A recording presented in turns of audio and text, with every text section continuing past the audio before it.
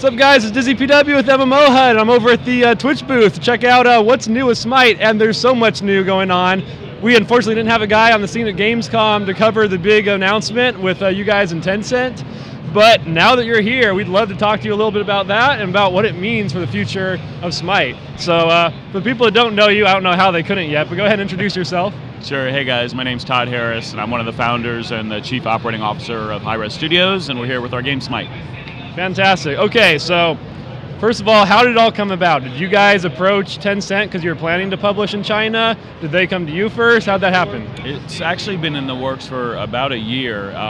1 year ago at Gamescom, we brought the game Smite to the Business Center, so we were showing it to most of the major publishers, and it got a bunch of interest. It was really kind of exciting to see how much we knew, at least we hoped it would be successful within North America and Europe, but we really were getting publishers from all over the world that were interested, and clearly Moba is a growing genre, and they thought there was room for a different kind of title.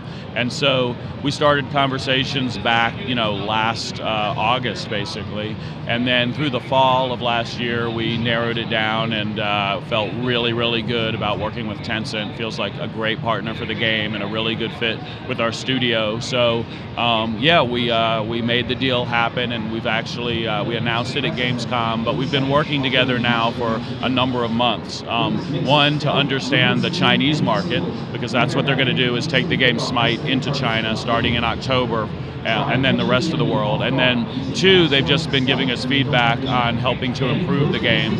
So we think that players within North America and Europe hopefully will have a better experience because they've been involved. So we're pretty excited. It's a pretty big deal for the studio and for the game Smite and the Smite community.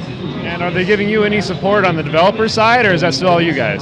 Well, we definitely own all the development decisions and its development resources, but they help with things like 2D art concepts for particularly Chinese gods. So again, when we're trying to be very authentic with our depiction of Chinese gods, they're the experts in the region, so they can provide us with art. But as far as the game itself, the programming, the animation, the design for all the game, that really is completely still Hirez Studios.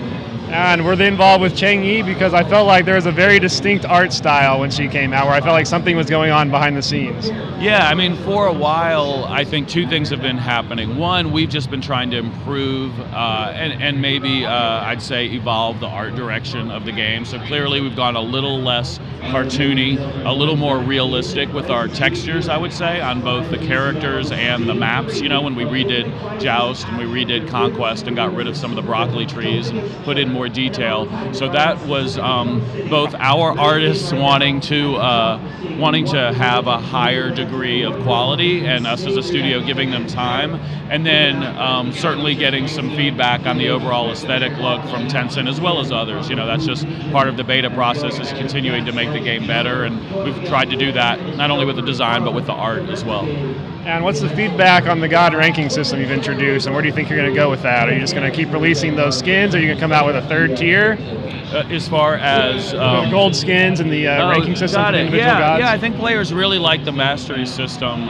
It gives another form of leveling. We have the idea of player level, and a lot of folks are racing to 30, in order to get a special skin. But the idea of being able to master a god, because the gods do play very differently, we've seen really, really good response. We definitely saw playtime go up since we introduced that system, because people want to, get their mastery up, especially since it's displayed to other players. And it also does help, I think, players get a more balanced match, because you can see what level your teammates are and your enemies are with a particular god. It's visible in the loading screen now on the card, and maybe you're going to adjust where you go and who you go up against, because not only their skill as a player but their skill with me. So yeah, we're happy with the gold and the legendary skin system, so we're definitely going to keep that going. And then you've been going crazy with the UI in your game, crazy with the art changes. Are you slowing down yet, or is there still more to come? I think we're slowing down only because we've already hit the Joust map, the Conquest map. We did a little improvement of the Arena map in our last patch, and coming up in the coming patch, arena will get a little more love. So the environments are definitely getting there.